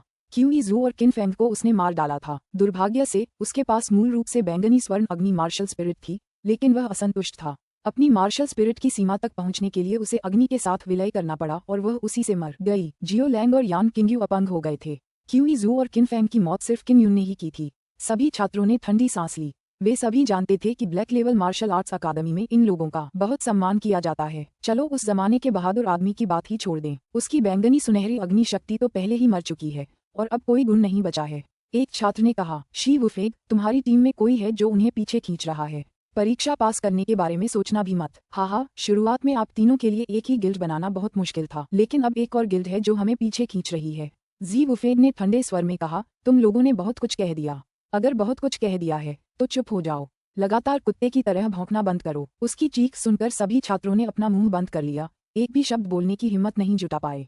सफेद वस्त्रधारी वह बुजुर्ग जिसने पहले किन यून का स्वागत किया था, प्रकट हो गया था। वह 3 रहस्यमयी अकादमी का डीन बाई था। वह मंच पर गया और बोला, चुप रहो, अब हम तुम्हारी पहली टीम परीक्षा शुरू करेंगे। क्लाउड ड्रैगन पर्वत श्रृंखला में कई दुष्ट जानवर दिखाई दिए हैं। अगर तुम उनमें से एक को मार दोगे तो तुम्हारी टीम उसे 1000 जुबान पॉइंट्स में बदल सकेगी। जुबान पॉइंट्स का इस्तेमाल औषधीय गोलियों, निम्न श्रेणी के आत्मा के खजानों और साधना तकनीकों के बदले किया जा सकता है। बेशक तुम्हारे पास पर्याप्त जुबान पॉइंट्स होने चाहिए। किन यून मन ही मन खुश था। खूंखार जानवरों को मारना ही उसकी सबसे बड़ी खूबी थी। डीन बाई ने आगे कहा, आपके पास कुल 10 दिन हैं। जो गिल्ड सबसे ज्यादा हत्याएं करेगा उसे 1 लाख जुबान पॉइंट्स का इनाम मिलेगा। शिक्षक हमारे साथ नहीं आ सकते, हमें अपनी स्टोरेज स्पिरिट कलाकृतियां खुद तैयार करनी होंगी। किन यून के अलावा यहाँ के छात्रों के पास कोई भंडारण आत्मा कलाकृतियां नहीं थीं। हालांकि उनके शिक्षक ने ऐसा किया। अपनी टीम को जिताने के लिए वे अपने भंडार में रखी आत्मा की कलाकृतियां देने को तैयार नहीं थे। हाँ, तुम लोगों के पास कोई स्टोरेज स्पिरिट आर्टवर्क नहीं है। तुम सिर्फ 4 हो, इसलिए ज्यादा कुछ नहीं ले जा सकते। म्यू रोंग जून के चेहरे पर बदसूरत भाव देखकर एक छात्र जोर से हंसा। किन यून ने कहा, मेरे पास एक भंडारण आत्मा कलाकृति है, लेकिन इसमें केवल 50 राक्षसी जानवर ही हो सकते हैं। ये शब्द सुनकर जो छात्र उनका मजाक उड़ाने वाले थे, उन्होंने अपने शब्द रोक लिए। एक भंडारण आत्मा कलाकृति जिसमें 50 या उससे ज्यादा राक्षसी जानवर समा सकते थे, उस कलाकृति से कहीं ज्यादा बड़ी थी जो उनके शिक्षक ने उन्हें उधार दी थी। वे उसमें सिर्फ 20 या उससे ज्यादा राक्षसी जानवर ही रख सकते थे। म्यू रोंग द रेन इस बात को लेकर बेहद चिंतित थे। किन यूं की बातें सुनकर उन्होंने मुस्कुराते हुए कहा, भाई यूं, राक्षसी जानवरों को जमा करने का जिम्मा आपका है।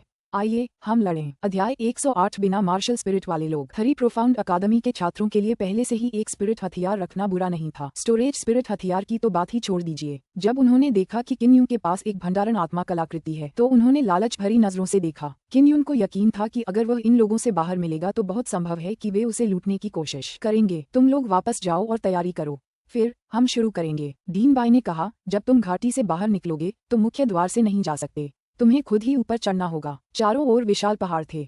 वे हजारों मीटर ऊंचे और बहुत खड़ी चढ़ाई वाले थे। उन पर चढ़ने में बहुत समय लगता। बॉस जी, मैं वापस जाकर एक छड़ी ले आता हूँ, तुम लोग यहीं मेरा इंतजार करो। हुओ झोंक की बात खत्म होते ही वह बैल की तरह पत्थर के घर की ओर दौड़ा। हुओ झोंक का शरीर बहुत बड़ा था, लेकिन वह बहुत तेज था।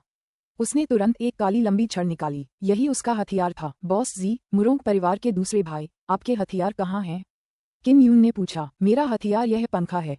म्यू रोंग द रेन ने खुद को पंखा झलाया और मुस्कुराया। सुंदर। जी वुफेग ने कहा, मुझे हथियार की जरूरत नहीं है, हमें उनसे आगे निकलना है। हम उनके साथ नहीं रह सकते। यदि बाहर कोई लड़ाई होती भी तो 3 रहस्यमय अकादमी हस्तक्षेप नहीं करती और इसकी अनुमति नहीं देती।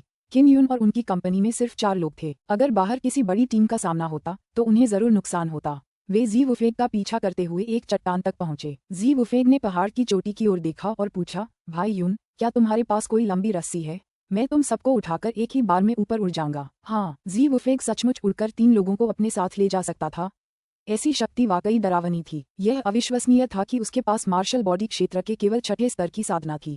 किम यून ने अपने स्टोरेज से 10 मीटर से भी ज्यादा लंबी एक रस्सी निकाली। जी वुफेग ने उसका एक सिरा पकड़ा और कहा, इसे पकड़ो, मैं अभी उड़कर आता हूँ। समूह के बाकी लोग चट्टान पर चढ़ना शुरू ही कर चुके थे कि अचानक उन्होंने जी वुफेग को एक लंबी रस्सी पकड़े हुए हवा में उठते देखा। किम यून, हुओ जोंग और मुरोंग दातोंग ने रस्सियां पकड़ लीं और उनके पीछे चल पड़े। हाँ, तुम धीमे कमीनों, हम पहले जाएंगे। सावधान रहना, नीचे मत गिरना, तुम कमीने नीचे नहीं गिर सकते। हाँ। जब म्यू रोंग जून उठा तो उसने उसका मजाक उड़ाया, जिससे दूसरे छात्र झुंझलाहट में दांत भींचने लगे। किम यून को ये जानने की बहुत उत्सुकता थी कि जी वुफेग ने उड़ान कैसे भरी। उसे जी वुफेग के आंतरिक क्यूई गुण का एहसास नहीं था। वह उड़ने के लिए अपने ज्वलंत बादल चरणों पर निर्भर था, लेकिन उसकी आभा बहुत स्पष्ट थी। यह जी वुफेग से अलग थी, जो बहुत ही शांति से हवा में उड़ता था, अपने साथ 3 लोगों को लेकर। बॉस जी बहुत अद्भुत हैं। किम यून आह भरने से खुद को रोक नहीं सका। यह सही है, म्यू रोंग जुन ने मुस्कुराते हुए कहा, मैं भी ताकतवर हूँ।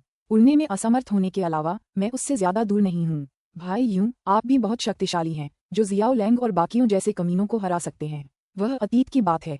किम यून ने व्यंग्यात्मक मुस्कान के साथ कहा, कुछ नहीं, मैंने बस अपनी मार्शल स्पिरिट खो दी, बस। सबसे बड़ा भाई जी अपनी मार्शल स्पिरिट को जगाने में भी असमर्थ रहा और फिर भी थरी प्रोफाउंड अकादमी में प्रवेश कर सकता है।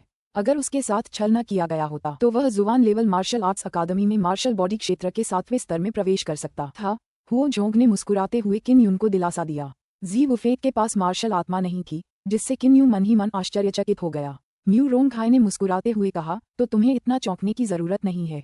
भविष्य में जब तुम्हारे पास समय हो तो बॉस जी से मार्गदर्शन लेना। चूंकि सभी का लक्ष्य ब्लैक स्टार अकादमी में प्रवेश करना था, इसलिए किम यून जल्दी से जी वुफेग की टीम में शामिल होने में सक्षम हो गया। इसके अलावा उसने जियाओ लैंग और अन्य को हराकर जी वुफेग और अन्य की स्वीकृति प्राप्त की।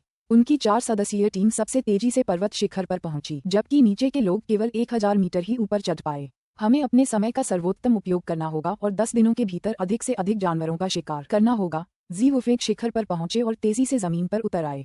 वे पहले ही पहाड़ों पर चढ़ चुके थे और क्लाउड ड्रैगन पर्वत श्रृंखला के भीतर खतरनाक जंगल में पहुंच गए थे। हुओ जोंग ने कहा, हम उस दुष्ट जानवर को कैसे ढूंढेंगे? यह आसान नहीं है। म्यू रोंग जुन ने भौहें सिकोड़ी और सिर हिलाया। हालांकि इस दौरान बहुत सारे जानवर दिखाई दिए हैं, लेकिन अगर हमारे पास कोई दिशा नहीं है तो हम उन्हें यूं ही नहीं खोज सकते। चलो अंदर चलते हैं और देखते हैं कि जानवरों ने कोई निशान तो नहीं छोड़ा है, जी वुफेंग ने कहा और जल्दी से बाहर भाग गया। बॉस जी, रुको, मैं जानवरों को ढूंढ सकता हूँ। उसने पहले भी दुष्ट जानवरों का शिकार करने और उन्हें मारने की प्रतियोगिता में भाग लिया था, इसलिए वह उन्हें भांप सकता था। ओह, सच में? जी वुफेंग थोड़ा हैरान हुआ। मुझे बताओ, तुम इसे कैसे ढूंढना चाहते हो? किन यून ने अपनी आंखें बंद कर लीं और अपनी मानसिक ऊर्जा का इस्तेमाल करके उसे महसूस किया।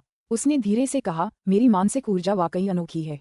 मैं दुष्ट जानवरों को भी महसूस कर सकता हूँ। हुआलिंग मार्शल आर्ट्स अकादमी में एक परीक्षा के दौरान मैंने बड़ी संख्या में खतरनाक जानवरों को महसूस करने के लिए इसी तरीके का इस्तेमाल किया था और आखिरकार जीत हासिल की। कुछ ही देर बाद उसे किसी खतरनाक जानवर के दिमाग की आहट महसूस हुई। फिर वह आग के बादल पर पैर रखकर तेजी से आगे बढ़ा। जी वुफेंग और बाकी लोग भी उसके पीछे पीछे चल पड़े। कुछ ही क्षणों बाद वे उस जानवर के बहुत करीब थे। जी वुफेंग ने धीरे से कहा, मैं उन खतरनाक जानवरों की आभा महसूस कर सकता हूँ। मैं सबसे पहले ऊपर जाऊंगा। भाई यूं, तुम्हारी बैंगनी सोने की अग्नि मार्शल स्पिरिट में कोई समस्या है, तुम्हें लड़ने की जरूरत नहीं है। ये कहने के बाद वह फुसफुसाहट के साथ उड़ गया। किन यून जी वुफेंग का पीछा ही नहीं कर पा रहा था।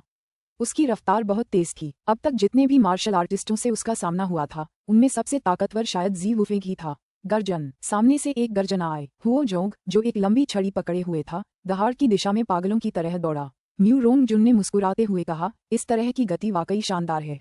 अगर ऐसा ही चलता रहा तो हम जरूर पहला स्थान हासिल करेंगे। देखते हैं कि क्या उस घटिया समूह में अब भी हमारा मजाक उड़ाने की हिम्मत है। और यह सब आपकी बदौलत है, भाई यूं। दूसरे भाई मुरोंग, क्या तुम उससे लड़ने नहीं जा रहे हो? किन यून ने पूछा। बॉस जी और ओल्ड हुओ के साथ अब बहुत हो गया। मैं शायद ही कभी किसी पर हमला करता हूँ। इसके अलावा यहाँ कोई घात लगा सकता है, इसलिए मुझे तुम्हारी रक्षा करनी होगी, है ना? म्यू रोंग जुन खिलखिलाकर मुस्कुराया। किन यून ने तिरस्कार से अपने होंठ मोड़ लिए। म्यू रोंग जुन सबसे ज्यादा बातूनी था और कभी कभी अपनी ताकत का बखान करता था, लेकिन अब जब उसे कुछ करने की जरूरत होती है तो वह यहाँ खुशी खुशी बातें कर रहा होता है। हो गया! हुओ जोंग उत्साह से चिल्लाया। एक विशालकाय काले भेड़िए को गोद में उठाकर वह मुस्कुराया और बोला, भाई यूं, तुम वाकई कमाल हो। तुम दुष्ट जानवरों को भी भांप सकते हो। तुम्हारी नाक तो कुत्ते से भी ज्यादा तेज है। वह अब 19 साल का हो चुका था और 4 साल पहले ही मार्शल बॉडी के छठे स्तर पर कदम रख चुका था। प्रोफाउंड ग्रेड मार्शल आर्ट्स अकादमी में प्रवेश न मिलने के कारण वह यहीं फंस गया था। उसने विशालकाय भेड़िए को जमीन पर लिटा दिया। उसका शरीर पहले से ही वार से बुरी तरह क्षत विक्षत था और एक नजर में ही वह बता सकता था कि उसे डंडे से मारा गया था। किन यून ने उसे अपने भंडारण स्थान में रख दिया और मुस्कुराते हुए कहा, तुम लोग वाकई बहुत ताकतवर हो। ये छठी श्रेणी का एक क्रूर जानवर है। ये पल भर में खत्म हो गया। बेशक हमारी टीम की ताकत सबसे मजबूत है। म्यू रोंग जुन मुस्कुराया। जानवर की लाश रखने के बाद किन यून ने कहा, मैं उसे महसूस करता रहूंगा। जब तक जानवर मुझसे बहुत दूर नहीं होगा, मैं उसे महसूस कर पाऊंगा। कुछ ही देर बाद उसे फिर से उन खतरनाक जानवरों का आभास हुआ और वह जी वुफेंग और अन्य लोगों को बुला लाया। वे चारों उत्साह से दौड़ पड़े और उन्हें और भी अधिक विश्वास हो गया कि वे अन्य टीमों से आगे निकल सकते हैं। अध्याय 109 ज़ेड बख्तरबंद गेंडा। जानवर के पास पहुंचने के बाद जी वुफेंग ने कोई हरकत नहीं की। हुओ जोंग अकेले ही दौड़ा और कुछ लकड़ियों के बल से तेंदुए को मार डाला।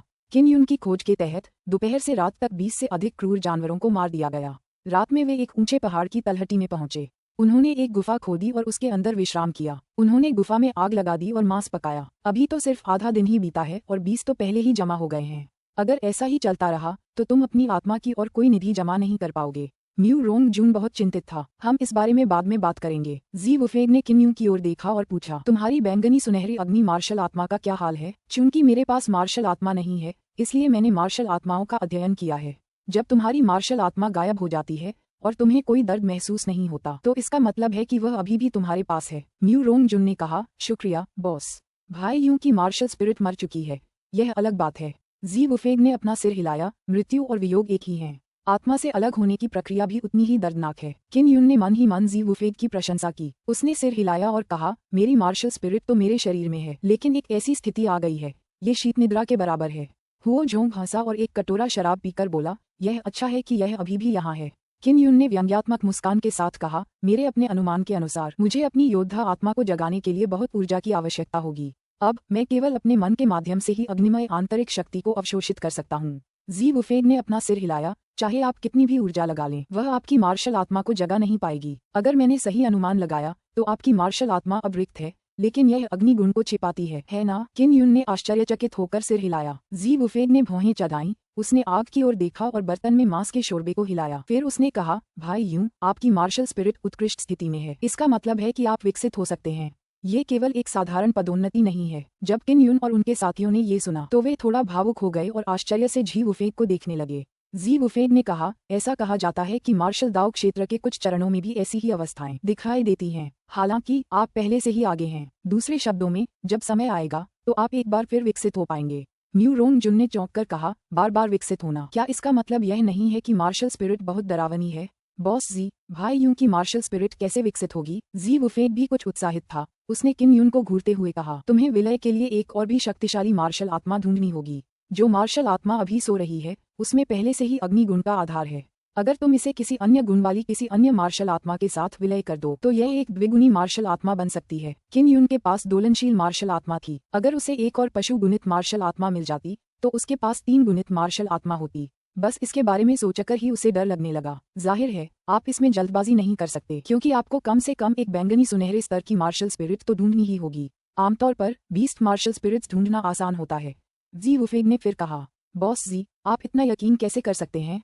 अगर ऐसा नहीं है तो क्या होगा? मु रोंग जुन ने हंसते हुए कहा, भाई यून को नुकसान मत पहुंचाओ। जी वुफेंग ने हल्के से मुस्कुराते हुए कहा, चूंकि मैं अपनी मार्शल स्पिरिट को जागृत नहीं कर पाया था, इसलिए मैं अप्रत्याशित रूप से इस अवस्था में इसे विकसित करने में कामयाब रहा। इसलिए मेरी मार्शल स्पिरिट बहुत खास है। म्यू रोंग जुन, जो पानी पीने ही वाला था, ने कटोरा उठाकर नीचे रख दिया। वह चौंक गया। किन यून का मानना था कि जी वुफेंग का सामना जरूर किसी सौभाग्य से हुआ था। उसे इतना शक्तिशाली बनने के लिए इस अवसर का लाभ उठाने हेतु कड़ी मेहनत करनी पड़ी होगी। हुओ जोंग ने हैरान मुरोंग डैनरिन को थपथपाया और कहा, दूसरे भाई मुरोंग, तुम्हारी मार्शल आत्मा क्या है? हम अभी भी नहीं जानते। मेरी मार्शल आत्मा सफेद सोने की गाय है, यह आप सभी जानते हैं। म्यू रोंग जुन खिलखिलाकर हंसा, मेरी मार्शल स्पिरिट एक राज है। इस राक्षसी की मार्शल स्पिरिट क्या थी? क्या तुम्हें पता है? उसके माता पिता को भी नहीं पता था कि क्यों? क्योंकि वो बहुत ताकतवर थी। मेरी मार्शल स्पिरिट भी उसी दर्जे की है। मुझे डर है कि मैं तुम लोगों को डरा दूंगा। उसने शराब उठाई और किन यून की ओर देखा। उसने पूछा, भाई यून, मुझे याद है कि जियाओ युएलन की तुमसे सगाई हो चुकी है ना? वह तुम्हारी मंगेतर है। किन यून ने चुपचाप एक घूंट शराब पी और आह भरी। स्वर्गीय दहाड़ साम्राज्य ने बहुत पहले ही जियाओ युएरान का किन जेनफेग से पुनर्विवाह करने का फैसला कर लिया था, इसलिए ये शादी बेकार हो गई। अगले 6 महीने में वे स्वर्गीय किन साम्राज्य के महल में सगाई समारोह आयोजित करेंगे। अभी आधा साल बाकी है। उस समय चाहे कुछ भी करना पड़े, हमें जाकर हंगामा मचाना ही होगा, ताकि वे इतनी आसानी से काम न चला पाएं। म्यू रोंग जुन जोर से हंसा। किन यून भी यही सोच रहा था। हालांकि ऐसा करने के लिए पर्याप्त ताकत की जरूरत थी। अगर वह इसमें शामिल भी होता तो कोई हंगामा नहीं होता। उन्होंने रात को आराम किया और जैसे ही सूरज उगा उन्होंने जानवरों का शिकार करना शुरू कर दिया। किन यून राक्षसी जानवर को ढूंढने में सक्षम था, इसलिए उन्हें पूरा विश्वास था कि वे प्रथम स्थान प्राप्त कर सकते हैं। एकमात्र बात जिसके बारे में वह चिंतित था वह ये थी कि उसकी भंडारण आत्मा कलाकृति दुष्ट जानवर की लाश को संग्रहित करने के लिए पर्याप्त नहीं होगी। हुओ जोंग ने अभी अभी एक भेड़िए को मारा था और उलझन में पूछा, यहाँ इतने सारे दुष्ट जानवर क्यों हैं? दुष्ट जानवर खून के प्यासे थे। वे न सिर्फ इंसानों पर हमला करते थे बल्कि राक्षस जानवरों पर भी हमला करते थे। कई राक्षस जानवर शाकाहारी थे। हालांकि ये राक्षस जानवर बहुत शक्तिशाली थे, फिर भी उनकी आक्रामक क्षमता कम थी और जब भी उनका सामना किसी इंसान से होता तो वे उससे बचते। जब तक उसे कोई खतरा न हो वह जवाबी हमला नहीं करता। ऐसा कहा जाता था कि ये सभी राक्षस जानवर बुद्धिमान थे और साधना पर ध्यान केंद्रित करते थे, और यह सब इंसान में रूपांतरित होने के लिए। मुझे लग रहा है कि ब्लू स्पिरिट स्टार पैलेस के प्रकट होने के बाद से और भी ज्यादा खतरनाक जानवर आ गए हैं। इसका उनसे क्या लेना देना है? म्यू रोंग दा रेन ने उस खतरनाक जानवर को उठाकर किन यून को सौंप दिया। जैसे ही किन यून ने उस क्रूर जानवर को अपने भंडार में रखा, उसे अचानक एक मानसिक उतार चढ़ाव का एहसास हुआ। यह उस राक्षसी जानवर की ओर से आया था। पास में जानवर हैं, किन यून ने गहरी आवाज में कहा। वह कमजोर नहीं है, वह 7वीं श्रेणी का राक्षसी जानवर होना चाहिए। चिंता मत करो, हमारी ताकत के साथ रैंक 7 जानवर को हराना कोई समस्या नहीं है। जी वुफेंग ने शांति से कहा। तभी अचानक जमीन हल्की सी हिली। जो राक्षसी जानवर आए थे वे तेजी से आगे बढ़े और कुछ बड़े पेड़ों को तोड़ डाला। यह एक बड़ा जैड सफेद गेंडा था। जैड कवचधारी गेंडा, 7वें दर्जे का राक्षसी जानवर। किन यून ने धीमी आवाज में गुर्राहट की। उसने गेंडे के शरीर पर कई निशान भी देखे। ये सब जानवरों के काटने और खरोंच के निशान थे। जैसे ही हुओ जोंग हमला करने वाला था, किन यून जल्दी से चिल्लाया, तीसरे भाई हुओ, रुको, पहले हमला मत करो। किन यून ने डिंग तियानचुन से राक्षस जानवरों के बारे में बहुत कुछ सीखा था। इसके अलावा स्टील किलिंग के संपर्क में आने के बाद वह राक्षस जानवरों की भावनाओं के प्रति और भी ज्यादा संवेदनशील हो गया था। जैड कवच वाला गेंडा बुरी तरह घायल था, लेकिन उसकी आंखों में युद्ध करने की कोई इच्छा नहीं थी। किन यून ने कहा, जेड कवच वाला गैंडा एक शाकाहारी राक्षसी जानवर है। यह इंसानों या जानवरों पर हमला करने की पहल नहीं करेगा। हमें कोई कदम उठाने की जरूरत नहीं है। भाई यूं, यह एक जेड आर्मर्ड गैंडा है। इसकी कीमत बहुत सारे क्रिस्टल सिक्कों के बराबर है। म्यू रोंग द रेन ने घिरे हुए जेड आर्मर्ड गैंडे को देखा और चिंतित होकर कहा, यह अभी भी गंभीर रूप से घायल है। हुओ सान थोड़ी देर बाद इसे मार पाएगा। किन यून ने सिर हिलाया और कहा, कुछ राक्षस जानवर इंसानी स्वभाव समझते हैं। अगर हम कुछ कर सकें तो मत करना। बहुत ज्यादा खून बह रहा है। मैं पहले खून बहना बंद करवाऊंगा। इससे पहले भी उसे 2 बार लिंगू बाघ ने बचाया था, इसलिए वह इस प्रकार के बुद्धिमान राक्षसी जानवर का बहुत शौकीन था। वह वहां गया, कुछ सफेद औषधीय पाउडर निकाला और उसे जेड आर्मर गैंडे के जख्मों पर छिड़का। जल्द ही टपकता खून बंद हो गया। जेड कवच वाला गैंडा कई बार धीरे से गुर्राया। पता नहीं वह किन यून का आभारी था या नहीं। वह घूम गया और एक निश्चित दिशा की ओर मुंह कर लिया, मानो किसी महान युद्ध की तैयारी कर रहा हो। किन यून ने अपने दिमाग से दिशा भांपते हुए थोड़ा भौहें चढ़ाईं। उसने फुसफुसाते हुए कहा, यह एक दुष्ट गिरोह है। जेड कवच वाले गैंडे का पीछा दुष्ट जानवरों का एक गिरोह कर रहा है। अध्याय 110, राक्षसी जानवरों का नेता। जी वुफेग ने गहरी आवाज में पूछा, कितने दुष्ट जानवर हैं? इनमें से 1 दर्जन जानवर छठे चरण पर हैं। किन यून ने विशालकाय आत्मा राजा हथौड़ा निकाला और कहा, मैं भी इस बार लड़ाई में शामिल होऊंगा। मैं भी, म्यू रोंग जुन ने पंखा हिलाते हुए कहा। पहले केवल हुओ जोंग, ये बड़ा आदमी, लड़ रहा था, लेकिन अब वे चारों एक साथ लड़ रहे हैं। आक्रमण करो, हुओ जोंग चिल्लाया। वह सबसे पहले आगे बढ़ा। उसकी गति जेड आर्मर राइनो से जरा भी कम नहीं थी। कुछ दर्जन मीटर दौड़ने के बाद उसने एक विशालकाय काले भेड़िए को अपनी ओर झपटते देखा। उसके हाथ में पकड़ी छड़ी फुर्ती से आगे बढ़ी। 1000 पाउंड का भेड़िया एक डंडे के वार से उड़ गया। उसने एक पेड़ तोड़ दिया और उसकी खाल फट गई। हुओ जोंग की क्रूर शक्ति ने एक बार फिर किन यून को झकझोर दिया था। म्यू रोंग जुन, जो बहुत दिनों से लड़ा नहीं था, हल्के से उड़कर ऊपर आया। उसने अपना पंखा हिलाया और अपनी आंतरिक शक्ति की कुछ किरणें निकालकर एक तेंदुए को गिरा दिया।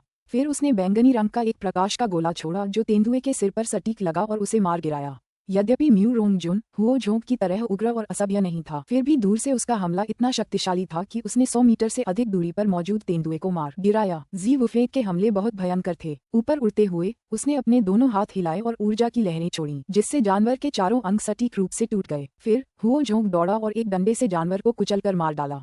इससे पहले कि किन यून और जेड आर्मर राइनो हमला कर पाते, हुओ जोंग और कंपनी ने भीड़ से निपट लिया। यह इतना भी आश्चर्यजनक नहीं है, म्यू रोंग जुन ने मुस्कुराते हुए कहा। उसने सिर्फ एक जानवर मारा था, इसलिए जाहिर था कि वह आलसी था। जेड बख्तरबंद गैंडे ने कई बार अपना सिर नीचे किया, लेकिन किसी को भी इसका मतलब नहीं पता था। थर्ड होल, चूंकि आपके अंदर बैल की मार्शल स्पिरिट है, इसलिए इस गैंडे को आपका गृहनगर माना जाना चाहिए। क्या आप समझ रहे हैं कि वह क्या कह रहा है? म्यू रोंग जुन मुस्कुराया और गैंडे की पीठ पर कूद गया। मुझे समझ नहीं आया। जैसे ही हुओ जोंग ने बोलना समाप्त किया, जेड आर्मर राइनो भागने लगा। म्यू रोंग थाई ने मुस्कुराते हुए कहा, मेरी सवारी बनना बहुत अच्छा है। चलो चलें। किन यून ने कहा, चलो उसका पीछा करते हैं और देखते हैं। कौन जाने वह हमें कहीं ले जा रहा हो। जी वुफेग और बाकी लोग महसूस कर सकते थे कि जेड आर्मर गैंडा बहुत विनम्र था। राक्षसी जानवरों के प्रति ऐसा एहसास उन्हें पहले कभी नहीं हुआ था। यदि किन यून वहां न होता तो वे राक्षसी जानवरों को देखते ही उनसे लड़ना शुरू कर देते। भाई यूं, तुम भी ऊपर आ जाओ। तुम अभी भी बैठ सकते हो, म्यू रोंग जुन ने मुस्कुराते हुए कहा। किन यून भी तैरकर ऊपर आया और जेड आर्मर गैंडे की पीठ पर बैठ गया। जेड आर्मर्ड गैंडा 6-7 मीटर लंबा और 3 मीटर ऊंचा था।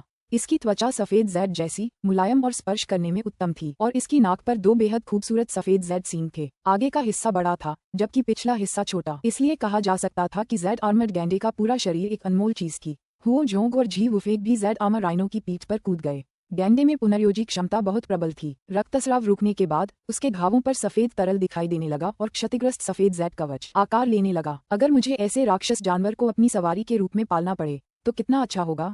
ये बड़ा जानवर शाकाहारी है, इसलिए इसे पालना बहुत आसान है। म्यू रोंग जुन आगे बैठे हुए मुस्कुराते हुए बोले, अगर भाई यूं की चेतावनी न होती तो हमें कभी पता ही न चलता कि राक्षस जानवर इंसानों के इतने करीब हो सकते हैं। हुओ जोंग मूर्खतापूर्ण हंसी हंसते हुए बोला, मेरी युद्ध भावना बैल की युद्ध भावना है।